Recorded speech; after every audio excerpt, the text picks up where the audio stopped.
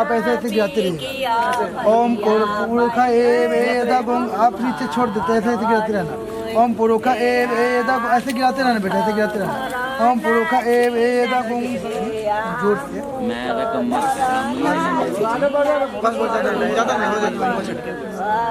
ओम हरि ओम सहस्रशीर्षा पुरुषः सहस्राक्षः सहस्रपातः सर्वतस्थित्वात् तिष्ठदसंवलम्बं पुरुष एव एदगुं सर्वं जधूतं जच्चभाव्यं ओम पुरुष एव एदगुं सर्वं जधूतं जच्चभाव्यं उदामृतत्वस्य सानो जधन्येनातिरोहतिं एतावानस्य महिमातुं जायाश्च पुरुषः पादोऽथ विश्वा भूतानि त्रिपं तस्यामृतं दिवि त्रिपादोर्ध उदेत् पुरुषः पादोऽस्ते अभवत् पुनः तस्मादजायत।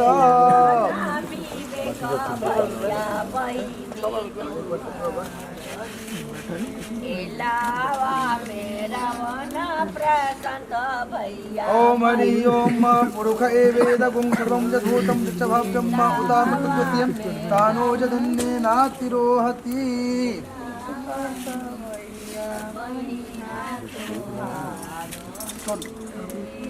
ओम हरि ओम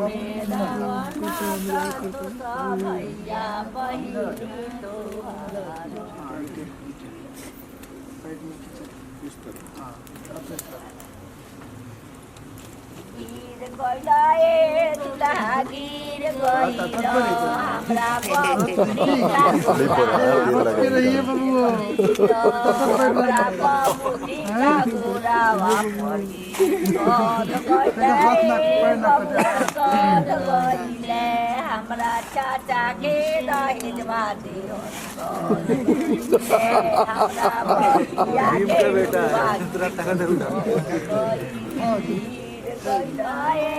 अंगूठा बाहर निकालो।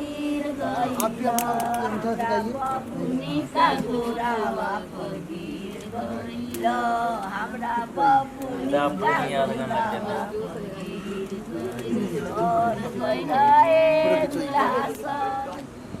श्री रामचंद्र कृपाल भज मन हरन भव भय दारुणम नव कंज लोचन कंज मुख कर कंज पद कंजारुणम कंदर्श अगणित अमित छवि नव नील नीरज सुंदरम पट पीठ मानहु तरित रुचि सुचि नौमि जनक सुतावरम भजु दिल बंधु दिल निदानव दैत्य वंश निकंदनम रघुनंद आनंद कंद कौशल चंद दशरथ नंदनम धीर मुकुट कुंडल तिलक चक्रु उदार अंग विभूषणम आजान भुज सर चाप धर संग्राम जित कर दूषणम इति वदत तुलसीदास शंकर से समुनि मन। तीसरा फेरा है ना, तीसरा हो गया ना, अब आप आगे आओ। इति वदत तुलसीदास शंकर से, चार फेरे ना। इति वदत तुलसीदास शंकर से समुनि मन रंजनम मम हृदय कंज निवास पुरुकम मादिखल दल गंजनम मनोजाहि राचे हूँ मिलहि तो बज वर सहज सुंदर सावरम करुणा निधान सुजान शील स्नेह जानत रावरो यही भांति गौरी असीत सुनितिय सहित हरसित अलिम तुलसी भवानी पूज्य पुनि पुनि मुदित मन मंदिर चलिम जानि गौरी गोपाल गोकुल वल्लभी प्रिय गोप गोसुत वल्लभम चरणारविंद महम भजे भजनीय सुर मुनि दुर्लभम घन श्याम काम निकाम छवि लो एक और है घन श्याम काम निकाम छवि लोकाभिरा में मनोहरम किंजल के वसन किशोर मूर्ति भूरि गुण करुणाकरम ओम भुवः स्वः सर्वेभ्यो देवताय नमः जानि कानि च पापानि जन्मान्तरकृतानि च तानि सर्वाणि नश्यन्तु प्रदक्षिणायां पदे पदे बैठ जाइए प्रतिष्ठितो भवः। आइए जय हो कल्याण हो। कि विवाह को मैं इस विवाह को नहीं मानती हूँ, किस विवाह को नहीं मानती हूँ। आपके मेरे माता पिता ने आपको कन्यादान कर दिया, अग्नि के फेरे भी हो गए, लेकिन मैं भी अभी तक मैं आपके वाम अंग में नहीं आकर बैठी हूँ, मैं आपके दक्षिण भाग में बैठी हूँ कि मैं आपकी वाम अंगी अपने आप को स्वीकार नहीं कर रही। क्यों नहीं कर रही? करिए मेरे 7 वचन हैं। देखिए जीवन में पति पत्नी जो गृहस्थ जीवन है, पहले ब्रह्मचर्य आश्रम में जाते थे, फिर गृहस्थ आश्रम में जाते थे। गृहस्थ आश्रम में जाने के लिए पत्नी की आवश्यकता होती है, और पत्नी कैसी होनी चाहिए? धर्म पत्नी होनी चाहिए, धर्म के अनुसार कार्य करने वाली होनी चाहिए। तो कन्या कहती है कि मेरे 7 वचन हैं, उसमें से आधा मुझे देना होगा। जो आप कमाओगे उसमें से आधा मुझे देना होगा, समझे? तो आप पहले तो मम्मी को देते थे, अब इसको भी देना पड़ेगा। बेशक आधा में से आधा मम्मी को दो, लेकिन आधा आपकी कमाई का, क्योंकि अर्धांगिनी है ना, सब में आधा हक हो गया है, पैसे में भी शरीर में भी सब में आधा हक है। तो कन्या कहती है कि जो भी आज से कमाओगे मुझे आधा देना होगा। स्वीकार है? पहला वचन ऊपर से नीचे तक ले आइए, बोलिए मुझे आपका वचन स्वीकार है। दूसरे वचन में, अब ये तो बोल सकती नहीं है ना, बोलेगी तो कहोगे कि लड़की बहुत बोलती है, इसलिए मैं बोल रहा हूँ उसकी तरफ। तो कन्या दूसरे वचन में कहती है, मत सुनो तो सुने दो इन लोग के, सुने दो। तो कन्या वचन, दूसरे वचन में कन्या कहती है कि आज से मैं आपकी पत्नी हूँ, आप मेरे स्वामी हैं। जो भी मैं करूँगी मैं आपके लिए करूँगी। दान, उपदान, व्रत, नियम, संयम जो भी करूँगी, क्योंकि हर एक स्त्री अपने पति और बच्चे के लिए करती है और किसी के लिए नहीं करती है। उसको दुनिया से किसी मतलब नहीं है, दिखावे के लिए वैसा कहेगी सास ससुर ननद भौजाई सब है, लेकिन जो पति से और बच्चों से प्रेम करेगी स्त्री, वो किसी से प्रेम नहीं करेगी। वो अपने बच्चे से प्रेम करेगी, वो अपने पति से प्रेम करेगी। तो आज से मैं आपकी दासी हूँ, आप मेरे स्वामी हैं, और मेरा पालन करना आपका जन्मसिद्ध अधिकार हो गया है। तो मेरा पालन करना होगा, और यदि मैं कोई व्रत करती हूँ या दान करती हूँ तो मना नहीं करना है। घी डाल दीजिए, धुआं तो नहीं लग रहा है ना आप लोग? करती हूँ, व्रत करती हूँ तो आपने कभी मना नहीं करना। दूसरा वचन स्वीकार है। तीसरे वचन में कन्या कहती है कि आज मेरे माता पिता ने आपको दान कर दिया, रात्रि में तारों के मध्य में ब्राह्मण बंधु गुरु के सानिध्यता में दान कर दिया, और दान करने के बाद अब आपने कभी ये नहीं कहना कि तेरे माता पिता ने क्या दिया। जिसने कन्या का दान कर दिया सब कुछ दे दिया, बाल पोस कर बड़ा किया। जो दुख से माँ एक बेटे को जन्म देती है ना, उसी दुख से एक माँ एक बेटी को भी जन्म देती है। तकलीफ दोनों का कम नहीं होता है। कोई कहेगा बेटी के जन्म में तकलीफ कम हो, ऐसा नहीं है, दोनों को तकलीफ समान होता है। लेकिन फिर भी आजकल कन्या का सम्मान नहीं है, कन्या का अपना कोई घर नहीं है। कहाँ घर है? मैके वाले कहेंगे ससुराल है, तेरा घर ससुराल है, और ससुराल वाले क्या कहेंगे, पता नहीं किस घर से आई हुई है, हैं? सही बात। कोई अपना घर है उसका। इसलिए कन्या आपके स्वामी से आपके साथ में सुखी रहेगी, आप इसका सम्मान करोगे तभी सुखी रहेगी। तो आपने ये नहीं कहना कि मेरे तेरे माता पिता ने क्या दिया, क्योंकि इसको भी पालने में उतना ही खर्चा लगा है जितना खर्चा आपको पालने में लगा है। जो दूध आप पिए हो वो दूध ये भी पी है, जो खाना आप खाए हो ये भी खाई है। ये कोई घास फूस खा कर नहीं आई है, ये भी रोटी चावल दाल ही खाई है अपने माता पिता के घर में। कोई बात नहीं, जहाँ की बाहर का सामान नहीं देंगे हम। अब जंक फूड तो देना ही नहीं है, ये भी संकल्प करवाऊंगा, जंक फूड नहीं देना, नहीं देना है जंक फूड, ठीक है? डेयरी मिल्क बहुत खाती है, डेयरी मिल्क नहीं मेरे को खाना। भी खिलाती है। अच्छा, डेयरी मिल्क में उसमें केमिकल होता है, मत खाना आप, ठीक है? रात 2 खरीदवाएगी, एक मेरे लिए रख देगी, एक खा लेगी। नहीं अब मत खाना। तो आपको मेरा पालन करना होगा, स्वीकार है तो मिटा देंगे। जब मेरे जिन सॉरी एक डायरेक्ट मिल ला के बड़का वाला पैकेट दे देना, तुम बच जाएगा, ज़्यादा गिफ्ट देना नहीं पड़ेगा तुझे। शाम से आती है तो ले आती है। तो चौथे वचन में कन्या कहती है कि मेरे माता पिता ने बहुत प्यार से लाड से मुझे पालन किया है, और मेरे माता पिता भी आपके सम्मान के योग्य हैं, और आपको भी मेरे माता पिता का सम्मान करना है। ससुराल वाले का भी सम्मान, जैसे अपने माँ बाप का सम्मान आप कर रहे हैं, उसी तरह मेरे भी माँ बाप का सम्मान आप करेंगे। मेरे माँ हैं, बुजुर्ग हैं, कल के दिन कभी बीमार पड़ जाए, भाई मेरा नहीं पूछे तो आपको पूछना चाहिए, क्योंकि आप धर्म के पुत्र हैं। दामाद भी पुत्र से कम नहीं है, यदि कर दे तो छोट नहीं हो जाएगा, यदि पानी एक गिलास पिला दे दामाद तो छोट थोड़ी हो जाएगा।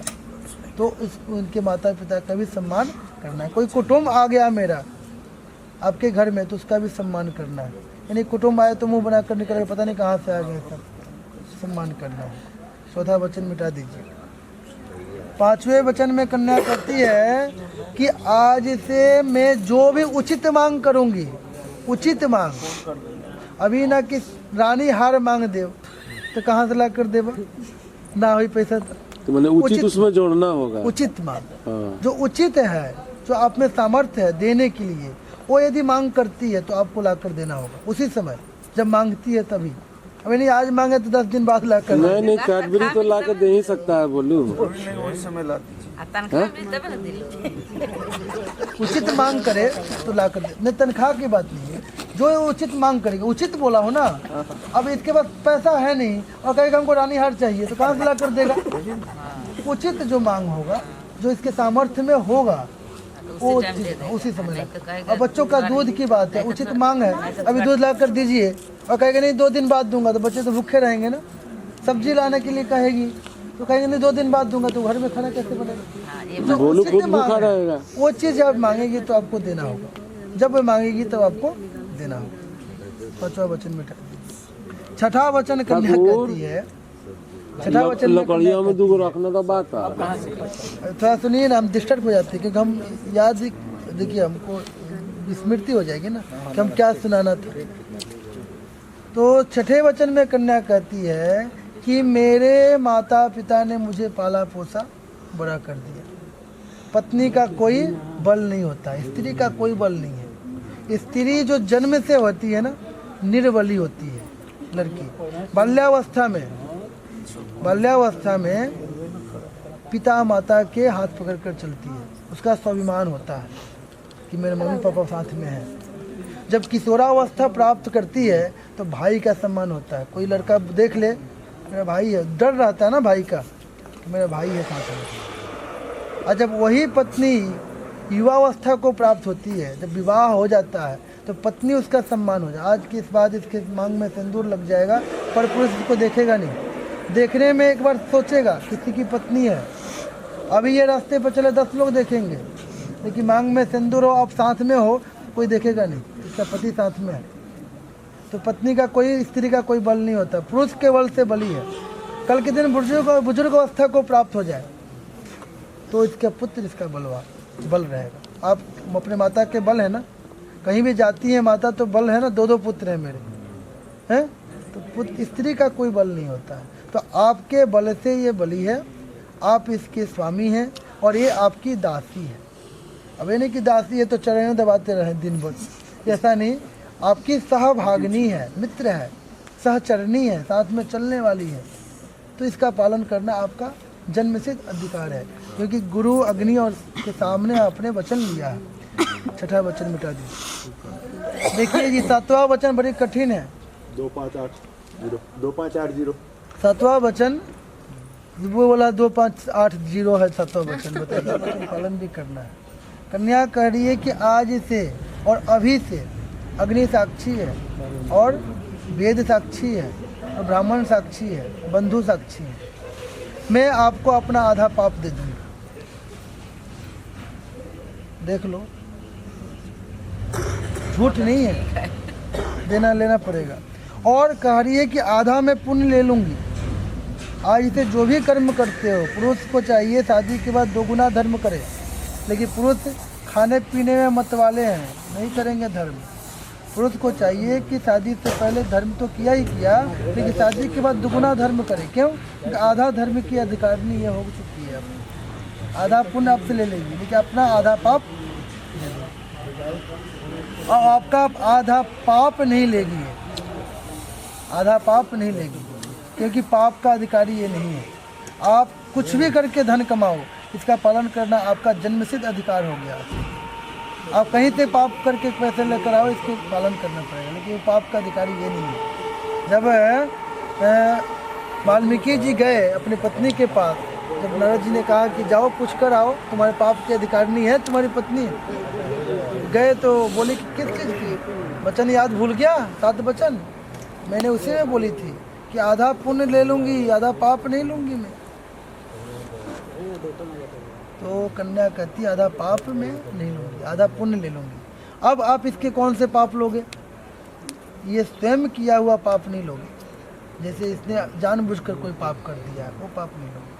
आपके घर में कार्य करते हुए, गृह कार्य करते हुए, पहले के ज़माने में चौका बर्तन किया जाता था, पहले माटी गोबर से लिपा जाता था घर को, तो उसमें कीड़े मकोड़े ज़्यादा मरते थे। अब तो पत्थर पुत्थर है, कम मरते हैं, फिर भी चिटियाँ उटियाँ मरती हैं। जैसे गेहूँ आप बना रही है, आटा बना रही है, चावल बना रही है, उसमें घून वगैरह मर गया, पिलुआ कोई मर गया, तो वह पाप का अधिकारी आप होंगे। यदि वो जानबूझकर कोई पाप करेगी तो नहीं, अग्नि साक्षी है, क्योंकि इसका भी तुमको भी तो बचाना है ना मुझे। तो कोई जानबूझकर पाप करे तो वही अधिकारी आप नहीं हो। अनजाने में किया हुआ, आपके घर में काम करते हुए किया हुआ, अब रास्ते पर चल रही है कीड़े मकोड़े में, उसका पाप थोड़ी लोगे? इतना भाड़ा भाड़े हो तुम, रास्ते में घूम रही है और कीड़े मकोड़े मारते चले, आधा पाप देते चलो। तो सब पत्नी तो ऐसे करेगी कि मेरे पति को आधा पाप मिले। कई जो दुष्ट होती है, सब नहीं, जो कई दुष्ट होती है ज़्यादा मारने लगेगी, ऐसा नहीं। जो घर में काम करते हुए कोई पाप हो कोई गया, गलती से हो जाए, उसका पाप का अधिकारी आप मिटा दो। देखो गोभी में पिलुआ कट जाए छुरी से। तो देखो जी बाबू, मुझसे 7 वचन लिए, सुन लेते हो, नए नए भी याद भूल गया होगा। 7 वचन लिए और मैं आपको 1 वचन ले रहा हूँ, फिर मैं आपको बामंग में लेने को तैयार हूँ, मैं आपको पत्नी स्वीकार करूँगा। लड़का भी कह रहा है, लड़का कह रहा है आदो धर्म धरा कुटुम्ब सुखदाम तथ्य प्रिया भाषिणी। लड़का कह रहा है आदो, अनादिकाल से स्त्रियों को धर्म को धारण करने के लिए, धर्म को धारण करना चाहिए। अनादिकाल से स्त्रियों को धर्म का धारण करना चाहिए। जो स्त्री धर्म को धारण नहीं करती है वो स्त्री सही नहीं है, वो अपना घर स्वर्ग नहीं बना सकती है। धर्म को धारण करना चाहिए। धर्म क्या है? क्या है बेटा धर्म? कोई भी आपके घर में अतिथि आ गया, ब्राह्मण आ गया, गुरु आ गया, माता पिता आ गए या कोई बुजुर्ग आ गया, उसका सम्मान करना। कोई भूखा ना जाए आपके दरवाजे से, भूखा चला जाएगा तो बहुत बड़ा दोष है। इसीलिए स्त्री के घर से कोई भूखा नहीं। परमात्मा से प्रार्थना करना चाहिए, साईं इतना दीजिए जामे कुटुंब समाए, मैं भी भूखा ना रहूं, साधु भूखा ना जाए। परमात्मा इतना दे। और तथ्य प्रिया भाषिनी, आदो धर्म धरा कुटुंब सुखदा, कुटुंब के सुख के लिए क्या करना चाहिए? प्रिय बोलना चाहिए, मीठा बोलते। वैसे कि आपको कोई 4 वचन बोल कर भी चला जाए ना, कटु वचन, तो भी इस कान से सुन लो, इस कान से निकाल दो, छेद नहीं हो जाएगा। लेकिन आजकल कोई बर्दाश्त करेगा? बोल दिया हमको, छोड़ेंगे नहीं हम, 4 सुनाऊंगी, कैसे बोल दिया। तो अब तुम्हारा घर स्वर्ग, जिस घर में स्त्रियां क्रोध करती हैं उनका घर नरक है, स्वर्ग कभी नहीं बन सकता। हमारा काम है समझाना, करना तुमको है, नहीं करोगी तो पछताओगी, मरा तो कुछ जाएगा नहीं, मेरा काम है समझा देना। तो क्रोध को छोड़ देना चाहिए। आलस को तो घर पे छोड़ाओ, मैके छोड़ कर जाना आलस को। वहाँ 9 बजे उठती थी, 10 बजे उठती थी, कोई बोलता नहीं था। यहाँ पे 5 बजे 6 बजे नहीं उठोगी तो 10 लोग बातें करने लगेंगे, हाँ किरण उदय होगा तो सुतले भैया। सुबह सुबह उठना चाहिए, ठीक है बेटा, सुबह उठो। ब्रह्म मुहूर्त में उठने से घर में रौनक रहता है, बरकत रहती है, हमेशा घर में खुशहाली रहता है। आपका भी शरीर में चमक रहेगा, शरीर में तंदुरुस्ती रहेगी। सूरज उदय होने के बाद उठने से, पुरुष को भी नहीं उठना चाहिए, ये नहीं कि आप सोए रहो 10 बजे तक, ये उठ जाए 5 बजे, आपको भी उठना चाहिए सुबह। हाँ, तो सुबह 5 बजे उठे तो अभी 5 बजे उठो, साथ में उठिए, भगवान का पूजन कीजिए, सूरज भगवान को जल दीजिए। संध्या नहीं कर पा रहे आजकल ब्राह्मण, कोई बात नहीं, सूरज भगवान को जल तो दे सकते हैं ना, सूरज भगवान को जल दे करके भगवान का प्रणाम कीजिए, माता पिता को प्रणाम कीजिए। और कहाँ गई, भाग गई क्या? प्रीति चली गई क्या? कहाँ? अंदर है, उसको सिराना था तो भाग गई। कभी कभी ननद आ जाए आपके घर में तो मुंह नहीं बनाना, ठीक है। ननद भाई के घर में आती हैं, मैसी आती हैं खुशियाँ लेने के लिए। हाँ, इनका प्रीति के तो कभी ननद आ जाए ना तो नहीं, पता नहीं कहाँ से आ गई। औरतों को सबसे ज़्यादा जलन ननद से होता है, और किसी से होगा चाहे नहीं होगा, औरतों को अपने ननद से ज़्यादा जलन होता है। और भागवत की कथा में है ना, धुंधकारी और धुंधली का चरित्र। धुंधली को यही डर था कि मेरे गर्भ रह जाएगा, कहीं मेरी ननद आकर सब लेकर न चली जाए। वैसे कोई कुछ भी नहीं ले जाए बेचारी, आशीर्वाद ही देगी। लेकिन भाभियों को लगता है कि मेरी ननद आएगी ना, सब कुछ लेकर चली जाएगी। पता नहीं कौन मोहिनी मंत्र डाल दिए मेरे पति के ऊपर। तो कभी कभी इसकी बहन आ जाए तो सम्मान करना, क्योंकि ननद आती है मैके कोई कारण से आती है। चलो कोई झगड़ा भी हो जाता है, पति पत्नी में आ गई तो उसका सम्मान करो। आते समय ये ना मुँह, तुम दुखी भी हो तो उसको सुखी प्रतीत करो, उसका अपना चेहरा गिरा कर नहीं उससे मिलो, हंसते हंसते मिलो जैसे खुश हो जाए कि मेरा स्वागत कर रहे हैं। तो ननद का सम्मान करना, मेरे माता पिता का कह रहे हैं मैं सम्मान करना। मेरी माँ है घर में, कुछ बात कह भी दे तो उसकी बातों का बुरा नहीं मानना, क्योंकि जन्म दी है, आज जन्म दी है तभी आपके साथ विवाह हुआ ना। 9 महीना गर्भ में रखी, कितना कष्ट है सही। मानता हूँ कुछ कह भी दे, 4 बर्तन है, खटकता ही है, तो कोई बात नहीं, सुन कर निकाल देना, ठीक है। और आप भी यदि कुछ होता भी है तो इसको सबके सामने डांटना नहीं, एकांत में ले जाकर डांटना। पत्नी को सबके सामने नहीं डांटना चाहिए, अपमान होता है, बस दोष लगता है, बहुत बड़ा दोष है। पत्नी को कभी भी माता के सामने, पिता के सामने, भाई के सामने नहीं डांटना चाहिए। मारने की तो बात ही अलग है, डांटना भी नहीं चाहिए। यदि कोई गलती भी करती है तो एकांत में ले जाकर उसको समझाओ, ईगो हट होता है, फिर वो जाकर फिर क्रूर बन जाएगी। इसीलिए क्रोध का आप भी परित्याग कीजिएगा। तो इसकी माता का सम्मान करना, इसके कुटुंब का सम्मान करना, ठीक है। और जो भी चॉकलेट खा रही थी ना, अपने मैके छोड़ कर जाना, देगा तो खाना, जबरदस्ती मत खाना है।